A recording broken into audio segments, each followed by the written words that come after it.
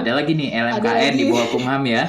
Oke. Jadi ini yang di waktu itu dibentuk menyusul Undang-Undang Nomor 28 ini. Setelah ini lahir tuh LMKN. Jadi mereka itu yang bertugas menghimpun. Jadi yang narik-narikin royaltinya ke para pengguna. Nah, LMKN menunjuk namanya KP3R. Ini koordinator, pokoknya penarikan, intinya penarikan royalti lah intinya. Nah, jadi KP3R ini ada di bawah LMKN. Nah, itu tuh yang nagih-nagihin ke para user pengguna karaoke atau yang digital.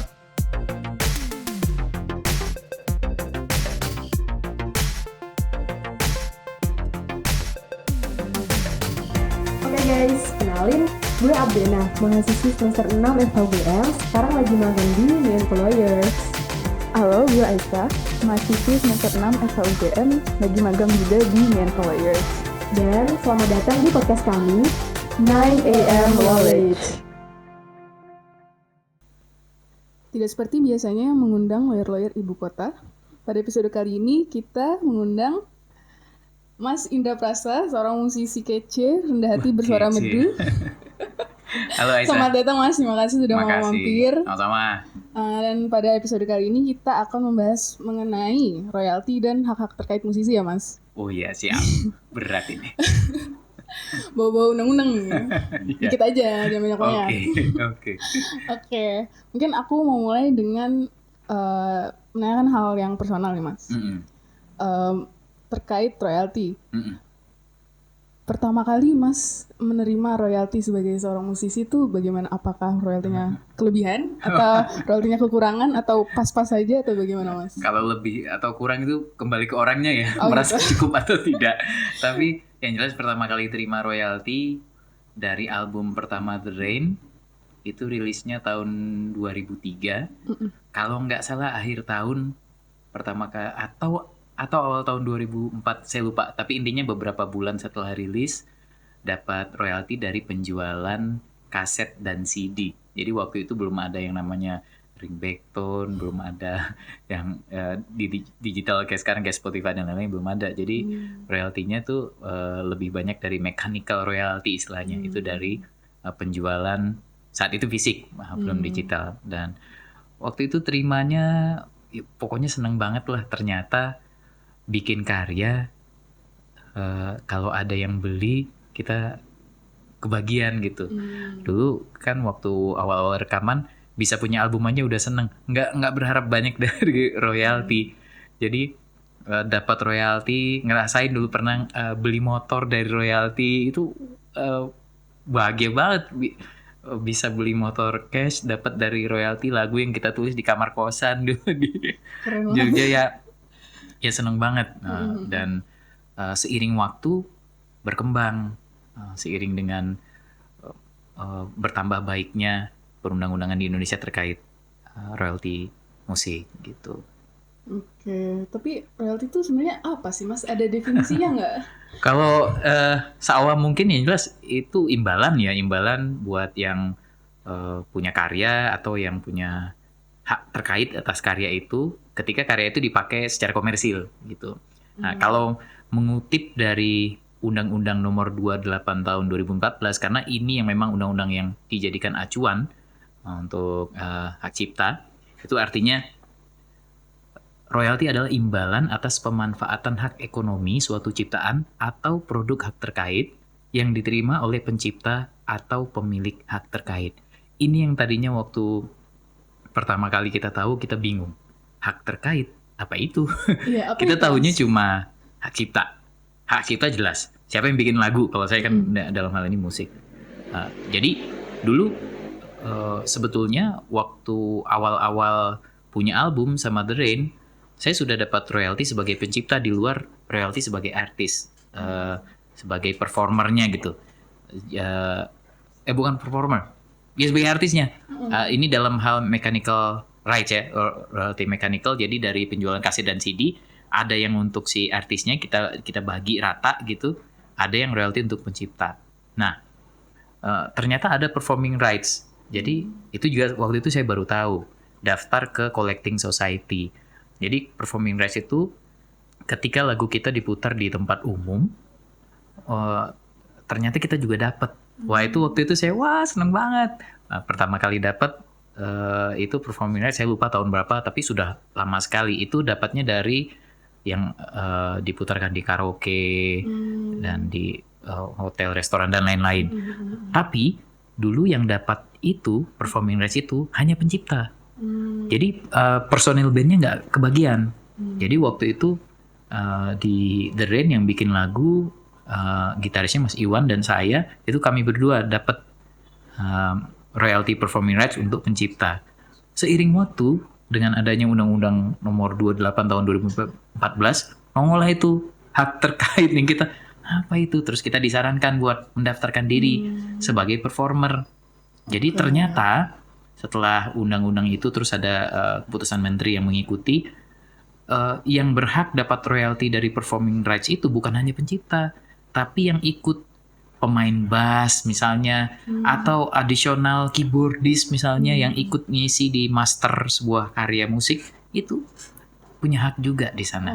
Nah, disitulah akhirnya kita ngerasa makin seneng ya, makin bersyukur walaupun mungkin masih panjang prosesnya, tapi intinya sudah berbagai macam royalti yang bisa diterapkan di Indonesia sudah mulai berjalan meskipun belum sempurna gitu.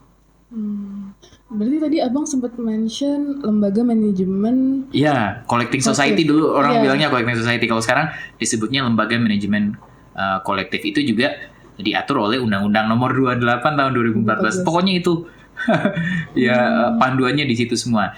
Jadi memang kalau kita pencipta lagu atau pemain musik yang sudah punya karya rekam, lagu kita diputer di karaoke misalnya, kita nggak bisa nagih sendiri ke sana. Jadi itu sudah diatur oleh undang-undang, kita harus terdaftar di LMK, Lembaga Manajemen Kolektif.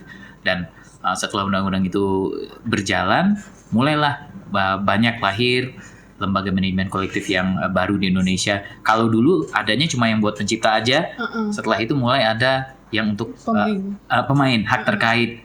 Nah, salah satunya yang waktu itu saya daftar itu Prisindo. Nah, Prisindo itu saya disaranin sama teman saya orang label, katanya kamu nanti dapat royaltinya dari tempat umum gitu yang menggunakan lagu kita secara komersil, nggak bisa langsung dan bukan lewat label, itu lewat namanya LMK. Terus saya bilang, oh saya udah terdaftar di WAMI. WAMI itu adalah LMK untuk hak cipta. Dia bilang, oh beda. Itu hak cipta sebagai pencipta. Kamu juga nyanyi kan, ngisi musiknya juga kan? Iya. Oh berarti harus daftarkan diri di LMK terkait. Saya bingung. Apalagi. Tapi ya ternyata memang begitulah yang harus diikuti prosedurnya. Ya udah saya daftar ke Prisindo dan alhamdulillah sampai sekarang sudah beberapa kali terima distribusi royalti dari itu performing rights untuk hak terkait. Berarti kalau untuk hak cipta ke WAMI, hak terkait ke Prisindo. Ya itu salah duanya, bisa ke WAMI, ada juga kalau untuk hak cipta ada WAMI, ada KCI, ada yang dangdut itu kalau nggak salah namanya Rai, maaf nanti bisa dicek kalau takut saya salah. Kalau untuk yang hak terkait ada Prisindo, ada Papri, dan ada beberapa yang lain lagi. Dan itu kita semua bebas milih mau gabung di mana aja karena semuanya nirlaba. Jadi kalau LMK itu memang nirlaba. Termasuk ketika saya akhirnya sebagai anggota Prisindo waktu itu kita sempat rapat umum anggota, akhirnya memilih siapa yang bisa bantuin gitu. Waktu itu saya terpilih untuk ikut bantu di dalamnya. Ya saya nggak digaji. Ya kita memang ya udah bekerja bareng gitu. Dan waktu itu saya mau karena saya pengen tahu lebih banyak aja dengan dunia belakang layar peroyaltian ini, biar bukan cuma tahu terima doang gitu. Iya, bener banget. Dan setelah semakin tahu ternyata ternyata tidak sesederhana itu, banyak sekali faktor-faktornya gitu. Tapi kira-kira persentase kan musisi di Indonesia banyak nih Bang. Iya. Kira-kira yang sudah terdaftar di lembaga manajemen kolektif itu udah seberapa sih Bang? Apakah perlu ditegasin lagi, lebih disosialisasikan lagi Bang? Saya tidak tahu angka pastinya, tapi ini PR banyak pihak juga ya, termasuk pemerintah juga lewat Kumham ya, DJKI, dan juga teman-teman LMK juga untuk terus mensosialisasi bahwa kita harus terdaftar di LMK untuk bisa mendapatkan royalti dari performing rights, baik itu hak cipta maupun hak terkait. Persentasenya saya kurang tahu, tapi memang banyak yang belum tahu. Saya ingat waktu itu seorang teman nawarin, seorang musisi teman kami juga, daftar di LMK, ada Prisindo, apa tuh partai gitu. Ya, memang itu berarti sebuah PR ya berarti. Iya. Kenapa orang nggak tahu ya, berarti sosialisasinya masih kurang gitu. Ya begitulah. Tapi emang selain LMK nggak boleh kan? Nggak boleh, harus melalui LMK. Harus melalui LMK. Dan itu benar-benar sudah diatur. Saya ingat sempat baca ini di pasal 87 Undang-Undang Nomor 28 Tahun 2014, untuk mendapatkan hak ekonomi setiap pencipta, pemegang hak cipta, pemilik hak terkait menjadi anggota lembaga manajemen kolektif agar dapat menarik imbalan yang wajar dari pengguna yang memanfaatkan hak cipta dan hak terkait dalam bentuk layanan publik yang bersifat komersial. Jadi memang ya harus daftar. Harus gitu. daftar. Jadi nggak bisa tahu-tahu datang ke salah satu karaoke, lagu gue banyak nih dipakai di sini nih, kok gue nggak dapat apa-apa gitu. Nggak bisa gitu. Harus melalui LMK. Iya. Tapi LMK-nya sendiri Bang, berarti yang berhubungan langsung dengan Spotify-nya, dengan Joox-nya gitu Bang? Nah, itu ada di bawah LMKN. Oh gitu. Ada lagi nih LMKN di bawah Kumham ya. Okay. Jadi ini yang waktu itu dibentuk menyusul Undang-Undang Nomor 28 ini. Setelah ini lahir tuh LMKN. Jadi mereka itu yang bertugas menghimpun. Jadi yang narikin royaltinya ke para pengguna. LMKN. Nah, LMKN menunjuk namanya KP3R. Ini koordinator, pokoknya penarikan, intinya penarikan royalti lah intinya. Nah, jadi KP3R ini ada di bawah LMKN. Nah, itu tuh yang nagih-nagihin ke para user pengguna karaoke atau yang digital kayak YouTube gitu, Spotify. Nah, berhubung kita lagi ngomongin digital, untuk performing rights yang digital itu baru bisa ditarik hak ciptanya, performing rights untuk hak ciptanya, untuk hak terkait belum. Jadi kalau kita sebagai pemain gitar di sebuah band dan ada royalty performing rights dari YouTube, itu bukan buat si performer, itu buat untuk pencipta saja. Baru ke pencipta, dan itu lah yang lagi diperjuangkan juga, bagaimana caranya agar para pemain musik yang terlibat di master lagu tersebut kebagian, bukan hanya penciptanya itu. Berarti untuk sampai saat ini untuk hak terkait hanya untuk mechanical royalty aja Bang? Untuk hak terkait bukan mechanical royalty tepatnya, untuk yang penggunaan di tempat-tempat umum, bukan yang ranah digital. Belum ya? Jadi YouTube, Spotify, terus apalagi banyak lah yang digital, itu masih belum kebagian tuh hak terkait. Jadi masih ke penggunaan di pesawat, hotel, restoran, karaoke, minimarket gitu-gitu. Oke. Berarti tapi masih sedang diproses kan Bang, agar bisa. Semoga ya. Harus positif dong Bang. Amin. Berarti kalau yang berhubungan dengan pihak ketiganya itu KP3R, ya. Prisindonya ngapain Bang? Nah, jadi setelah nanti dapat dananya, udah dikumpulkan dengan KP3R yang ditunjuk LMKN itu, dananya itu dikumpulkan di LMKN. Lalu nanti didistribusikan ke para LMK. LMK-nya mendistribusikan ke anggota-anggotanya. Gitu. Jadi kalau LMK kayak Prisindo tidak mengkolek. Jadi nggak kayak kita nggak yang nagih ke karaoke atau mana, enggak. Itu dari LMKN gitu. Kita mendistribusikan merekap, menghitung berapa ini, terus sesuai porsinya ya udah kita bagikan sesuai haknya. Berarti abang tahu dong pemegang royalti terbesar di Indonesia siapa nih bang? Nah, yang di anggotanya Presidio, kita ya iya. tentunya tahu, diumumkan kok. Oh diumumkan. Diumumkan kok. Biasanya waktu itu top 10-nya diumumkan buka press release kok. Jadi mungkin tidak angka detailnya ya, tapi yang terbesarnya. Dan semakin lama kalau kita lihat ya semakin baik, walaupun mungkin memang banyak yang bilang bahwa angka royalti untuk musik ya di Indonesia itu relatif rendah dibanding negara-negara lain.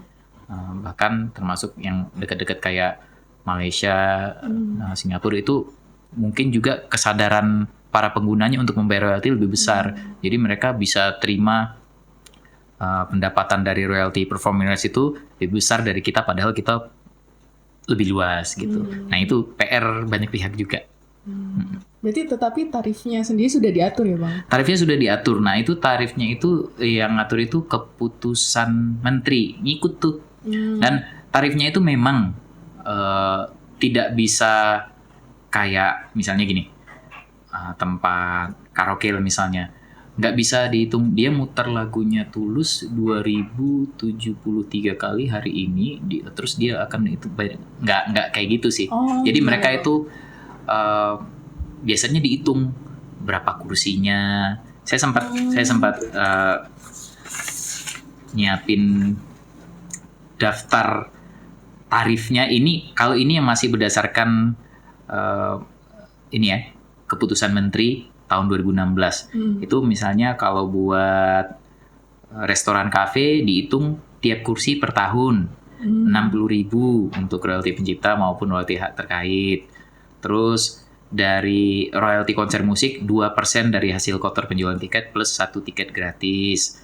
Terus kalau bioskop 3,6 juta per layar per tahun. Jadi itu kayak langsung dihitung per tahun atau jumlah kursinya berapa, dan itu memang ditentukan oleh keputusan menteri. Jadi memang kita nggak bisa nentuin sendiri gitu.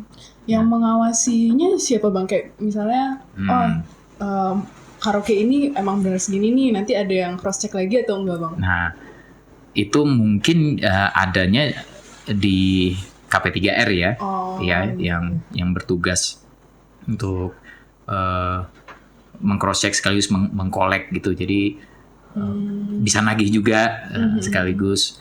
Tapi lagi-lagi semuanya nggak bisa nego asal-asalan karena sudah ditentukan oleh keputusan Menteri Hukum dan Hak Asasi Manusia. Oke. Lumayan complicated ya bang? Iya, complicated. Saya aja waktu awal-awal itu tahu LMK terus nyoba ikut di dalamnya, wah ternyata tidak sesederhana itu ya. Belum misalnya ada pengguna yang nggak mau bayar. Nah iya, itu gimana bang? Itu ke pengadilan. Oh. Itu kita sering sekali dengar gitu, ada yang nggak mau bayar, macam-macam lah. Dan sebetulnya itu bukan kalau saya di Prisindo bukan ranahnya Prisindo kan buat nagih, jadi memang bukan area kita gitu ya. Kita dapat update-nya aja gitu. Ya mudah-mudahan semakin kemari, semakin kedepannya juga kesadarannya semakin tinggi untuk membayar royalti. Bukannya malah takut, malah jadi malas muter lagu Indonesia. Itu kan yang waktu itu rame-rame yang apa PP nomor 56 ya, PP nomor 56. Oh jadi sekarang kalau nyetel lagu di mana di Indomaret harus bayar ini royalti ke sini. Emang dari dulu juga udah bayar. Saya itu dari hampir 20 tahun lalu juga udah terima royalti kalau karya itu dipakai di tempat umum gitu. Emang dari dulu itu sudah berjalan. Dulu saya itu terdaftarnya di KCI sebelum gabung di WAMI gitu. Jadi ya itu sebenarnya ini juga sih ya ironi juga, berarti memang banyak yang nggak tahu ya, nggak bisa disalahin juga. Mungkin banyak yang baru taunya kemarin itu jadi rame gitu, padahal sebenarnya sudah lama berjalan. Dan itu lagi-lagi sudah diatur di Undang-Undang Nomor 28 tahun 2014 itu. Yang kemarin itu PP itu lebih ke penegasan saja. Tapi orang-orang malah kayak, oh kok ini ada baru kayak gini ya? Iya, terus mereka ngerasa, wih kayak banget dong musik.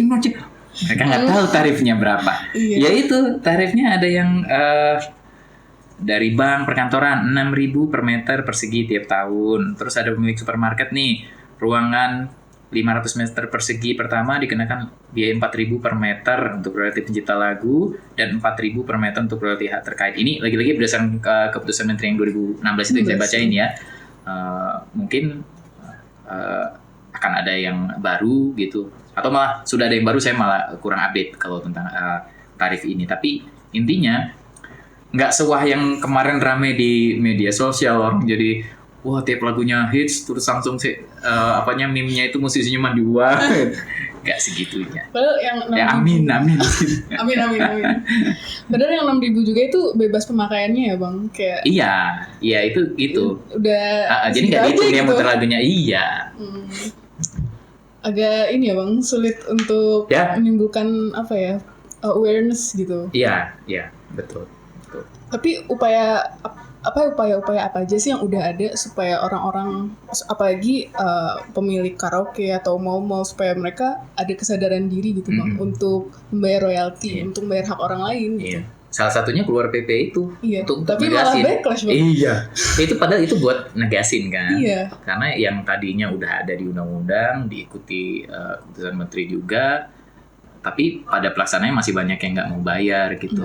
Terus sedih juga sih ngelihat banyak juga kadang-kadang baca tuh netizen, walah musisi kan udah pada kaya, ngapain sih dapat duit? Ya, kau ngomong hak, ngomong itu kan itu bukan hak. Kaya atau miskin atau berapa yang udah dapat, kalau memang haknya ya harus dibayarkan. Betul. Ya. Aku kemarin sempet denger nih bang yang viral Taylor Swift bang. Yang mana ya? Yang dia berseteru dengan rekaman dengan labelnya itu bang. Itu kira-kira apakah sudah terjadi atau sering terjadi di Indonesia gitu bang? Di Indonesia sih kalau sekarang saya belum melihat itu ya. Itu Taylor Swift sampai merekam ulang semua katalognya. Ya. Malahan tuh bang. Dan itu sah-sah aja kan? Iya. Sah-sah aja ya. Beda kasus ya. Kalau di sini kemarin itu yang saya sempat dengar lumayan rame itu yang ada label mengajukan uji materi tentang ini kepemilikan master, tapi saya kurang tahu detailnya. Tapi itu banyak musisi-musisi yang protes. Jadi ini masih bergulir sepertinya. Kita tunggu saja. Update-nya. Ya akan selalu ada hal seperti itu ya, ketika berbeda kepentingan dan bertabrakan kepentingannya, pasti akan jadi masalah. Tapi mudah-mudahan ada jalan keluar, dan semoga pemerintah juga makin jelas peraturannya ke depannya, makin detail sistem penghitungannya. Ini kan sekarang lagi dibikin itu yang kita dengar, sistem informasi lagu dan atau musik. Nah, saya belum tahu progresnya sampai mana, tapi kalau itu beneran jadi, akan sangat lebih terpadu semuanya, enak cross check data, kan database semuanya jadi satu, bagus banget buat kedepannya. Tapi bang, aku tadi sempat kepikiran. Ada yang ngomong ke aku bang, abang tuh dulu sarjana kehutanan bang. Iya. Iya. Kenapa tiba-tiba bisa jadi musisi? Iya bang, dulu aku pas orientasi PPSMB di kehutanan bang. Oh gitu. Salat di masjid kehutanan. Oh iya, dapat gebetan nggak di sana? Enggak. Oh enggak, iya. Baik. Oke.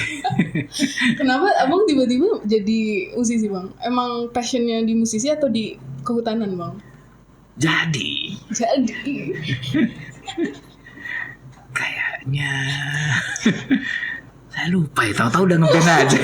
Tapi intinya untungnya waktu itu di kampus sangat support dengan musik, jadi ikut band kampus.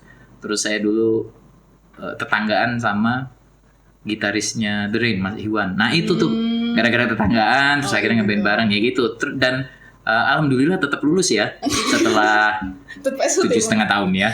7,5 tahun, tapi cuti itu 2 tahun kalau nggak salah. Ngeband dulu. Wow, ya. Oke. Aku juga sebenarnya di kampus di Fakultas Hukum juga ada Bang.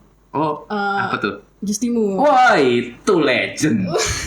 Dulu ada yang namanya Mbak Vira. Vokalis Justimun zaman 2000-an. Iya. Kalau mereka manggung, kami datang. Oh gitu. Beneran datang buat nonton mereka. Oh, Vira Panduwinata itu dulu. beneran nih Bang? Hah? Ini beneran? Wah, drummernya ada ini di belakang kamera. Yang ada Ivan-Ivannya? Wah iya. Dulu dia punya band namanya De Facto. Oh gitu. De Facto anak hukum banget. Kita pengen bikin band saingannya De Jure tapi kurang personel gitu. Oh, gitu. Kurang drummer. Iya, drummernya udah De Facto soalnya. Kalah ya, De Jure sama De Facto kalah ya? Nggak tahu deh Bang. Oke. Berarti nih kembali lagi ke Prisindo nih Bang. Kan Prisindo ya berarti yang berperan untuk mendistribusikannya. Distribusikan. Itu mendistribusikannya berapa kali setahun Bang? Distribusi utamanya kita 1 kali setahun. Dan itu untuk ranah itu tadi karaoke, yang Horeca gitu itu ya, hotel, restoran, karaoke, Horeca ya kalau nggak salah. Terus kedepannya kalau memang sudah bisa dapat dari ranah digital gitu, dari YouTube dan lain-lain, pastinya akan lebih dari setahun sekali distribusi utamanya. Jadi mungkin akan ada nanti distribusi digital gitu, kayak yang dilakukan oleh LMK Hak Cipta gitu. Berarti untuk sekarang yang copyright yang ada di YouTube itu tuh nggak melalui abang ya Bang? Enggak, kalau yang YouTube enggak, kita belum hak terkait enggak ke sana. Kalau YouTube itu dia ke publishing sama ke LMK Performing itu untuk pencipta. Dan publishing juga untuk pencipta juga. Jadi kalau untuk ranah digital seperti YouTube memang masih pencipta yang dapat. Kalau yang di sound Instagram gitu Bang, itu dapat nggak Bang? Belum ya, kayaknya belum ke arah sana kayaknya. Pengennya sih dari semua media digital. Semua media digital yang apalagi digunakan untuk kepentingan komersil ya, bisa kebagian. Kemarin itu sempat ada label yang menuntut TikTok karena menggunakan karya salah satu artisnya. Cuma saya belum dapat update-nya menang atau kalah itu di pengadilan gitu. Jadi ya sah-sah aja kalau ada yang mau menuntut ya. Tapi dari royalti yang didistribusikan itu Bang, apakah dipotong pajak juga atau bagaimana Bang? Oh iya, mau pajak ya pasti ya. Kalau ada NPWP 15%, kalau nggak ada NPWP 30%, kalau nggak salah 2 kali lipat. Lumayan ya? Oh iya, dan tetap aja masih ada beberapa anggota yang nggak NPWP ya, balik ke masing-masing. Dan ada juga yang malah nggak daftar di LMK. Iya. Itu kenapa jadi, tuh Bang? saya pernah tanya ke seorang teman, dia bilang nggak percaya duit gue dikelola. Intinya trust issue lah. Dan ini berarti PR besar nih, semuanya bukan cuma pemerintah ya, semuanya di dalam hal musik ini memang penting banget. Semuanya sih penting ya, trust ya. Tapi dalam hal royalti musik ini kayaknya udah ini ya, red alert gitu. Jadi harus benar-benar dibenahi, dibikin semua pemangku kepentingan yang punya hak di situ juga merasa percaya, aman. Ya, kita lihatlah ke depannya, mudah-mudahan benar-benar makin baik. Ini LMKN-nya juga lagi dibenahi dan proses tarifnya juga mungkin akan terus berkembang, dan sistem database ini yang kita tunggu banget nih. Kalau memang benar-benar berhasil, satu pintu penghitungannya apa semua, tapi tentunya dengan pengawasan yang benar ya. Iya. Bahaya juga kalau satu pintu tapi nggak ada ya itu mudah-mudahan bisa terbangun nih trust di teman-teman yang punya hak tapi sampai sekarang masih belum mau mendaftarkan diri. Tapi Prisindo sendiri udah ada lawyernya belum Bang? Kebetulan ketua umumnya Oh iya, Mas Marcel Siahaan ya, jadi sudah memiliki legal counsel sendiri ya bang? Ada departemen khusus legalnya nggak, bang? Tapi ya tidak tertutup kemungkinan ya. Oke. Berarti untuk terkait perlindungan hukum sudah cukup lah ya bang. Mungkin untuk yang penciptanya, untuk yang pemainnya yang hak terkaitnya itu masih belum. Masih mudah-mudahan masih segera. Ya bisa lebih lebar area untuk teman-teman pemilik hak terkait bisa dapat royalti. Abang ini manggung tadi sempat bilang 20 tahun. Iya. Ada suka dukanya? Suka dukanya kalau dalam kaitannya dengan royalti. Iya, dalam kaitannya royalti. Itu kadang-kadang royalti itu kayak jadi penyelamat, kayak jadi oasis di padang gurun. Ya, terutama saat pandemi. Oh iya. Kemarin 2 tahun terakhir ngerasain banget kita nggak bisa manggungnya bisanya cuma streaming, dan itu pun sangat terbatas frekuensinya. Tahu-tahu dapat royalti dari LMK Hak Cipta, dapat royalti dari LMK Hak Terkait, dapat royalti dari mechanical rights kita dari hasil penjualan digital kita.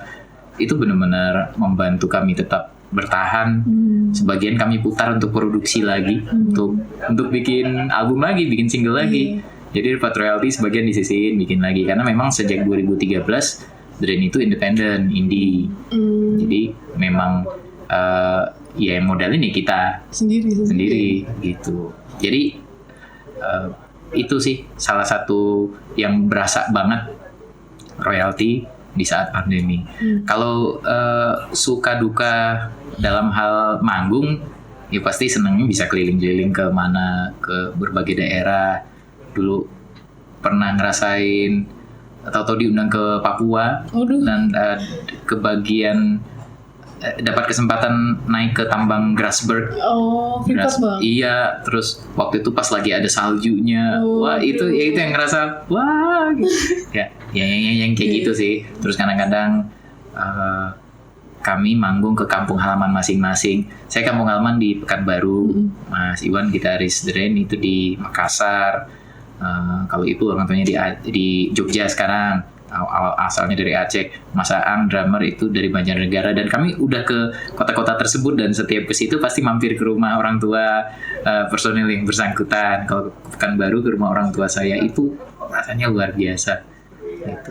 Itu sih. Jadi pengalaman selama 20-an tahun ini bisa berkarya bareng, bisa dapat rezeki bareng dari lewat royalti, dari panggung, itu inilah ya, sangat disyukuri. Momen yang paling mengesankan apa nih bang? Selain melihat salju. Selain melihat salju dan melihat transferan ya, kalau royalti baru cair ya. Berkesan itu ketemu dengan teman-teman yang suka dengan karya Drain dan tumbuh berkembang bersama kami. Jadi ada yang ngikutin Drain zaman masih lajang, masih remaja. Kemarin ketemu lagi udah bawa anak, tapi masih datang, masih itu rasanya kita tuh udah kayak keluarga, dewasa bareng. Iya, beranjak dewasa bareng. Gitu. 20 tahun lumayan loh bang. Alhamdulillah. Aku 20 tahun nih bang. Udah punya anak remaja, udah punya anak mahasiswa tuh bang. Oh iya. Iya. Berarti abang emang full musisi kan bang? Ya, kehutanannya nggak dilanjutin bang? Support aja, ikut di grup WhatsApp-nya Fakultas Kehutanan UGM, ngelihat bahasannya, iki pelik ya paling nimbrung kadang-kadang gitu. Tapi teman-teman maklum, karena memang ya lagi-lagi hidup kan penuh kejutan ya. Kita nggak tahu kita sekarang kuliahnya apa, kerjanya apa. Mungkin nanti Aisyah juga ngerasain gitu. Dan kita nikmatin aja kejutannya. Dan hidup tuh kayaknya terlalu singkat dan terlalu luas kalau cuma kita habiskan cuma dengan satu skill aja gitu. Makanya saya waktu itu nyoba hal-hal lain. Ini udah 5 tahun siaran di radio. Belajar ngomong. Tadinya kagok banget. Jadinya awalnya tuh gara-gara setiap manggung sama The Rain, di jeda lagu itu kan ada break kan, itu biasanya yang nyanyi kan ngomong tuh. Nah itu saya kagok banget tuh. Kadang-kadang saya catet. Lama-lama saya pikir kayaknya harus belajar nih. Gimana caranya ya? Salah satunya adalah dengan belajar siaran radio. Ya udah saya melamar ke sebuah radio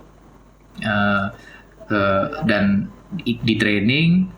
Terus sekarang udah hampir 6 tahun siaran di sana. Udah jago dong. Enggak juga ternyata. Enggak juga. Iya. Masih kikuk-kikuk dikit Bang. Iya deh. Ini masih. Karena ada awkwardnya dikit gitu. Oh iya, selalu. Oke. Berarti Abang punya radio, musisi. Iya.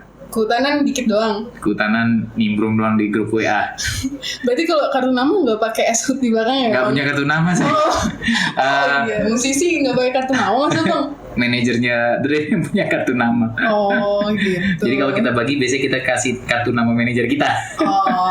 Tapi kalau di Kehutanan kadang-kadang ikut support teman-teman ke, misalnya ada acara yang butuh disosialisasikan, saya ikut gitu meramaikan, atau kadang-kadang diundang juga tuh dari teman-teman kementerian ada butuh inilah misi yang ada kaitannya dengan hutan juga, sekaligus membantu sosialisasi juga gitu.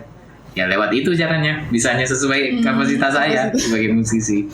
Oke, keren. Masih bisa relate gitu ya Bang sama mahasiswa kehutanan. Amin. Walaupun musisi. Iya, amin. Salam rimba. Abang emang suka naik gunung juga Bang? Dulu sukanya band-bandan, jadi teman-teman kalau anak mapalannya itu anak kehutanan emang hobinya gitu mereka, jadi ekspedisinya itu mencari kura-kura gitu, jadi gitu. Ingat kalau di kampus dulu pelatihannya tuh cara mengatasi gigitan ular berbisa dan wah cah kehutanan banget lah gitu. Dan waktu itu saya memang bukannya nggak suka ya, tapi karena udah terlalu fokus ke band-bandan, jadi saya banyak nggak ikutan. Tahu-tahu udah band-bandan serius. 2003 ya Bang, berarti awal mulai naiknya banget itu. Iya, kalau dulu awalnya di Jogja itu Duren itu 2000. Oh 2000 dulu namanya No Rain. Oh No Rain. No Rain. Terus mainnya itu awalnya salah satu panggung yang berkesan banget tuh di GSP-nya UGM tuh. Gerahas. Nama acaranya Clear Top 10. Jadi Clear Sampo. Mereka bikin dulu punya program musik tuh Clear Top 10, terus mereka bikin roadshow, kita manggung. Jadi openingnya Jikustik. Wah itu udah berasa keren banget deh. Nah, dan semuanya bermula di Jogja lah itu, mimpi-mimpinya sampai akhirnya anak-anak hijrah ke Jakarta. Hijrah ke Jakarta masih dengan label atau belum? Itu label. Oh label. Terus hijrah baru akhirnya nggak lama kemudian baru independen. Gitu. Gimana, tertarik jadi musisi? Enggak. Lihat aja nanti. Baik. Kurang tahu saya Bang. Nyanyi nggak bisa kan. Cuman punya teman-teman musisi aja. Oh, berarti tidak harus di depan layar. Tidak harus Bang. Belakang layar. Banyak teman-teman yang tadinya pengen jadi musisi, jodohnya nggak di depan layar, tapi malah berhasil mensupport, bahkan bikin teman-teman lainnya melejit gitu. Jadi nongolnya di belakang layar aja. Banyak kali teman-teman yang seperti itu. Dan itu semuanya tetap karena kecintaannya terhadap musik. Walaupun nggak bisa nyanyi. Iya. Aisyah cintanya terhadap apa? Apa nih? Musik sih suka Bang. Suka dulu kalau misalnya di Sanggar nggak ada pemain apa, aku ikut aja ngisi. Di Justimun? Iya di Justimun. Itu kan yang tadinya nggak bisa main bass tiba-tiba jadi bisa gitu. Iya. Keren sekali loh itu Justimun. Salam buat teman-teman alumninya banyak kan ya? Banyak banget. Alumni Justimun dimanapun berada, sehat-sehat selalu. Salam budaya. Oh iya, salam budaya ya. Iya. Oke Bang, mungkin kalau dari aku sih cukup Bang. Ya. Udah royalty banget tuh tadi. Iya, terlalu serius malah tadi ya, maaf ya. Gak apa-apa Bang. Soalnya kalau yang mengutip-ngutip undang-undang nggak bisa asal kutip, mending tak bacain. Benar bang. akurat. Biar nggak salah informasi juga. Semoga dari podcast ini juga banyak yang mendengar dan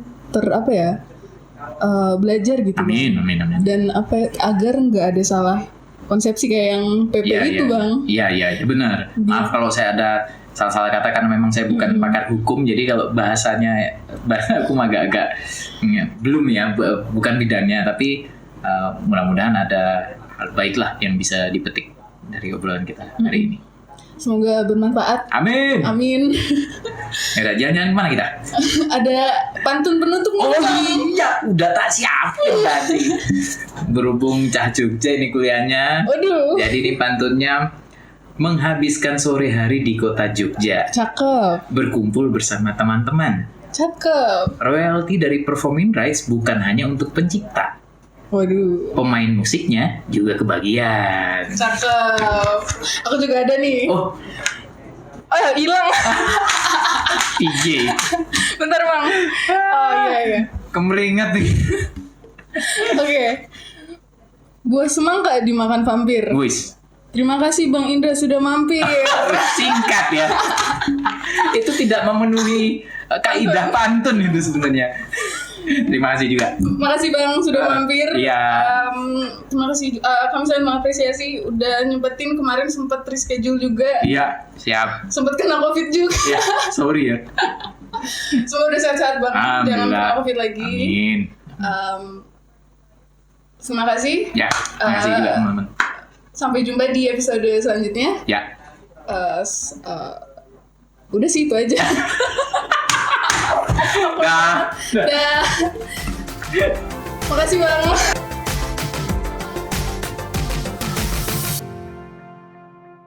Kepailitan itu seperti ini.